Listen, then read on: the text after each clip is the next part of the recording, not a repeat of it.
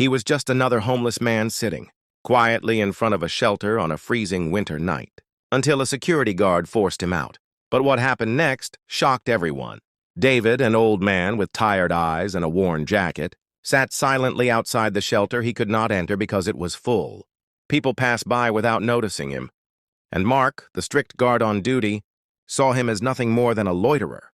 "Sir, you can't sit here. Please move along," Mark said firmly. David only nodded, whispering, "I'm not hurting anyone, just need a little warmth," before walking away into the cold. Mark thought nothing of it at first, but later that night, his supervisor mentioned something strange about the shelter's history. It was built years ago by a man who lost everything helping others, a man who vanished after tragedy. Curious, Mark searched old photos and was stunned to discover that David, the man he pushed away, was the very person who had funded and built the shelter after his wife's death. Years ago, David had been a successful businessman who turned his pain into purpose by helping the homeless, only to later lose his company and home, ending up on the streets himself.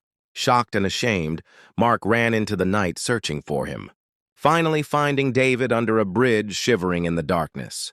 With tears in his eyes, Mark wrapped his coat around him and begged forgiveness, saying, "This shelter is yours. You don't belong out here." David smiled faintly and said, "I built it for others, not myself. But life has a strange way of bringing us full circle." Mark brought him back to the shelter with respect, and the staff, now aware of who he really was, welcomed him with open arms. The twist came later when David regained some of his old contacts through a news story about his life, and within months he was able to help rebuild the shelter even bigger, dedicating it to those who had no voice. Mark never judged anyone by appearances again, and the entire town learned that sometimes the person you push away is the one who gave you hope in the first place. If this story touched your heart, make sure to like, share, and subscribe for more emotional stories that will keep you hooked till the very end.